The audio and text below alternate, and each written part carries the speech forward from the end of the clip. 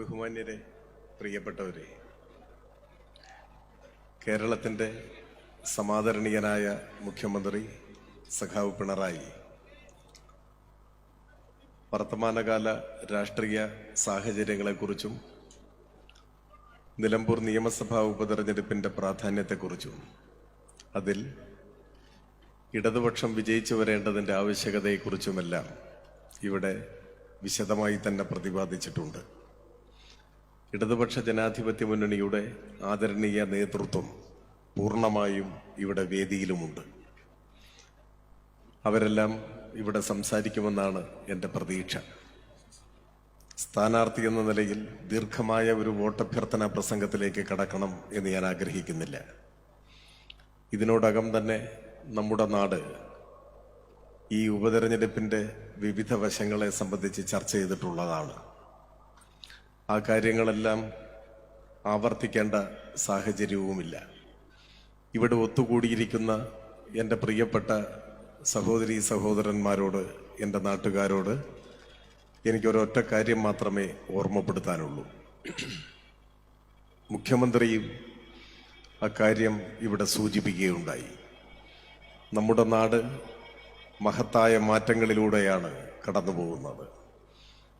ഏതെങ്കിലും ഒരു ചരിത്രകാരൻ കേരളത്തെ സംബന്ധിച്ച് പരാമർശിക്കുമ്പോൾ കേരളത്തിൻ്റെ സുവർണകാലം എന്ന് ഏതെങ്കിലും ഒരു കാലത്തെ വിശേഷിപ്പിക്കുന്നുണ്ടെങ്കിൽ അത് പോയ 9 വർഷങ്ങളായിരിക്കും എന്ന കാര്യത്തിൽ ഒരു സംശയവുമില്ല. രാഷ്ട്രീയമായി നമ്മെ എതിർക്കുന്നവർ, രാഷ്ട്രീയ കാരണങ്ങൾ കൊണ്ട് വിയോജിക്കുന്നവർ, പക്ഷെ അവർ പോലും ഈ മാറ്റങ്ങളെ സ്വീകരിക്കുന്നവരാണ് എന്ന കാര്യവും നിസ്തർക്കമാണ്. ഒരുപാട് ഉദാഹരണങ്ങളിലേക്ക് പോകേണ്ടതില്ല. ഈ 1ഉം 2ഉം പിണറായി സർക്കാരുകളുടെ കാലത്ത് കേരളത്തിൽ സാധാരണക്കാരായ ജനങ്ങൾക്കും അനുഭവവേദ്യമായ വലിയ മാറ്റങ്ങൾ, ആ മാറ്റങ്ങൾ ഓരോന്നായി നിങ്ങൾ എടുത്തു നോക്കൂ. ഇപ്പോൾ കേരളത്തിൽ പവർ കട്ടില്ല. ഒരു ചെറിയ കാര്യമല്ല. UDF ഗവൺമെന്റിന്റെ ഒടുവിലത്തെ കാലം 1 മണിക്കൂറായിരുന്നു പവർ കട്ട്. പുറമെ അപ്രഖ്യാപിത കട്ട് എന്ന നിലയിൽ ഏതു സമയത്തും വൈദ്യുതി പോകും. പിന്നെ നീണ്ട കാത്തിരിപ്പാണ്. ഓരോ വീടുകളിലും മെഴുകുതിരിയും മണ്ണെണ്ണ വിളക്കുമായി കാത്തിരുന്ന ഒരു കാലം. എത്ര പെട്ടെന്നാണ് ആ കാലം പോയി മറഞ്ഞത്. ഇന്നതൊരു പഴയ ഓർമ്മ മാത്രമാണ്. പവർ കട്ടില്ലാത്ത കേരളം യാഥാർത്ഥ്യമാക്കി നമ്മുടെ രാജ്യത്തെ ഇതര സംസ്ഥാനങ്ങളെ നമ്മുടെ നാട് വിസ്മയിപ്പിക്കുകയാണ്. ഇവിടെ ചുങ്കത്തറയിൽ കോൺഗ്രസിന്റെ സുഹൃത്തുക്കൾ ധാരാളമുണ്ട്. അവരോടൊന്നും വ്യക്തിപരമായി നമുക്കൊരു വിദ്വേഷമോ വിരോധമോ ഇല്ല. എല്ലാം നമ്മുടെ സഹോദരങ്ങളാണ്. വ്യത്യസ്തമായ ഒരു രാഷ്ട്രീയ കാഴ്ചപ്പാട് അവർ ഉയർത്തിപ്പിടിക്കുന്നുവെന്നേയുള്ളൂ. ഞാനിവിടെ പറയാൻ ശ്രമിച്ചത്, കോൺഗ്രസ് ആയി എന്ന കാരണം കൊണ്ട് ഈ നാട്ടിലുണ്ടായ മാറ്റങ്ങളെ ഒന്നും അവരെതിർക്കില്ല. ആ മാറ്റങ്ങളെ അവരും സ്വീകരിക്കും, അവരും അംഗീകരിക്കും. ഉദാഹരണത്തിന്, ഈ ചുങ്കത്തറയിലുള്ള ഒരു കോൺഗ്രസ് പ്രവർത്തകൻ കോൺഗ്രസ് ആയി എന്ന കാരണം കൊണ്ട് UDFന്റെ ഭരണകാലത്തേതുപോലെ പവർ കട്ട് തിരികെ വരണം എന്നാഗ്രഹിക്കുമോ എന്ന് ഞങ്ങൾ ചോദിക്കുകയാണ്. അങ്ങനെ ആഗ്രഹിക്കുമോ? ഇല്ല. രാഷ്ട്രീയമൊക്കെ വേറെ, ആ വിയോജിപ്പൊക്കെ ഉണ്ടാവും. പക്ഷേ ഈ കാലഘട്ടത്തിൽ കേരളത്തിലുണ്ടായ മഹത്തായ മാറ്റങ്ങൾ, ആ മാറ്റങ്ങളെ അവരും ഹൃദയത്തിൽ സ്വീകരിക്കുന്നു. അവരും അത് ഉൾക്കൊള്ളുന്നു, അംഗീകരിക്കുന്നു. അത് തുടരണം എന്നുള്ളിൻ്റെ ഉള്ളിൽ അവരാഗ്രഹിക്കുന്നു. ഒരു മലയാളിയും പവർ കട്ട് വേണം എന്നാഗ്രഹിക്കില്ല. നമ്മുടെ പള്ളിക്കൂടങ്ങളിലുണ്ടായ മാറ്റം, എല്ലാ ക്ലാസ് മുറികളും സ്മാർട്ടായി. സ്കൂൾ തുറക്കുന്നതിന് മുൻപ് പാഠപുസ്തകം കുട്ടികളുടെ കയ്യിൽ. നമ്മൾ ആരെങ്കിലും കരുതിയിരുന്നോ ഇങ്ങനെയൊരു കാലം വരുമെന്ന്? പരീക്ഷക്കാലത്ത് പോലും പാഠപുസ്തകം കിട്ടാതെ കുട്ടികൾ തെരുവിലിറങ്ങിയ ഒരു കാലമുണ്ടായിരുന്നില്ലേ? വിദ്യാഭ്യാസ രംഗം പ്രക്ഷുബ്ധമായ കാലം. പാഠപുസ്തകം അച്ചടിച്ച് വിതരണം ചെയ്യാനാവാതെ നിസ്സഹായനായ അന്നത്തെ മന്ത്രി പറഞ്ഞ ന്യായം നിങ്ങളുടെ മനസ്സിലില്ലേ? ഞാനതിപ്പോ ആവർത്തിക്കുന്നില്ല. ആ കേരളമാണ് സ്കൂള് തുറക്കുന്നതിന് മുൻപ് പാഠപുസ്തകം വിതരണം ചെയ്തുകൊണ്ട് ഇന്ത്യക്ക് മാതൃക കാണിച്ചത്. കോൺഗ്രസുകാരനാണ് എന്നതുകൊണ്ട് UDFന്റെ ഭരണകാലത്തേതുപോലെ പരീക്ഷക്കാലത്ത് പോലും പാഠപുസ്തകം കിട്ടരുതേ എന്നാരെങ്കിലും ആഗ്രഹിക്കുമോ? ഇല്ല. അങ്ങനെയൊന്നും UDFകാർ ആഗ്രഹിക്കില്ല, കോൺഗ്രസുകാർ ആഗ്രഹിക്കില്ല. ഈ മാറ്റങ്ങൾ തുടരണമെന്നേ ആഗ്രഹിക്കൂ. ക്ഷേമ പെൻഷനുകൾ മുടങ്ങണമെന്നോ ലൈഫ് ഭവന പദ്ധതി പോലെ ഒരു ഭവന പദ്ധതി ഉണ്ടാകരുതെന്നോ ആരും ആഗ്രഹിക്കില്ല. പതാകകളുടെ നിറഭേദങ്ങൾക്കപ്പുറത്ത് നാടാകെ നല്ല മാറ്റങ്ങളെ സ്വീകരിക്കും, അംഗീകരിക്കും. രാഷ്ട്രീയമായി ചില വിയോജിപ്പുകളോ എതിർപ്പുകളോ ഉണ്ടാവും, അത് പ്രകടിപ്പിക്കുകയും ചെയ്യും. അതങ്ങനെയാണ്. ഞാൻ പറഞ്ഞു വന്നത്, നമ്മുടെ നാടാർജിച്ച മഹത്തായ നേട്ടങ്ങൾ, വലിയ മാറ്റങ്ങൾ, ആ നേട്ടങ്ങളും മാറ്റങ്ങളും ഇടയ്ക്ക് വെച്ച് പാതി വഴിയിൽ വെച്ച് വീണു പോകരുത്, നിന്നു പോകരുത് എന്ന് നാട് ആഗ്രഹിക്കുന്നുണ്ട്. അത് തുടരണമെങ്കിൽ ഇടതുപക്ഷം കൂടുതൽ കരുത്താർജിക്കണം. ഇടതുപക്ഷം കരുത്താർജിക്കുമ്പോഴാണ് നാടിന്റെ നന്മകൾക്ക് തുടർച്ചയുണ്ടാവുക, നമ്മുടെ ജീവിതത്തിൽ അനുഭവവേദ്യമാകുന്ന മാറ്റങ്ങൾ ഉണ്ടാവുക, മാറ്റങ്ങളുടെ ഭാഗമായ നേട്ടങ്ങൾ ഉണ്ടാവുക. സ്വാഭാവികമായും ഇടതുപക്ഷം കരുത്താർജിക്കണമെങ്കിൽ ഈ നിയമസഭാ ഉപതെരഞ്ഞെടുപ്പിൽ ഇവിടെയും ഇടതുപക്ഷം വിജയിക്കേണ്ടതായിട്ടുണ്ട്. ഒപ്പം നിലമ്പൂരിനും പുതിയൊരു വികസന വഴിത്താര വെട്ടിത്തെളിയിച്ചെടുക്കാൻ നമുക്കാവും. ചില സുഹൃത്തുക്കൾ ചോദിക്കുന്നുണ്ട്, ഏതാനും മാസങ്ങൾ കഴിഞ്ഞാൽ വീണ്ടും തെരഞ്ഞെടുപ്പ് വരും. ചെറിയൊരു കാലമാണ് നിയമസഭയുടെ കാലാവധി. ആരു ജയിച്ചാലും മഹാത്ഭുതങ്ങൾ കാഴ്ചവെക്കാൻ ആവില്ല എന്നുറപ്പാണ്. അതൊക്കെ ശരിയാണ്. കാലാവധി നിയമസഭയുടേത് കുറവാണ്, ഏതാനും മാസങ്ങൾ മാത്രം.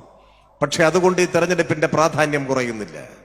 ബൃഹത് പദ്ധതികൾ ആവിഷ്കരിക്കാനും പ്രയോഗപഥത്തിൽ എത്തിക്കുവാനും ഒരുപക്ഷെ സാധിച്ചേക്കില്ല എന്നെല്ലാവരും സമ്മതിക്കുമ്പോൾ തന്നെ പുതിയ ചില തുടക്കങ്ങൾ കുറിക്കാൻ നമുക്കാവും എന്ന കാര്യത്തിൽ സംശയമില്ല.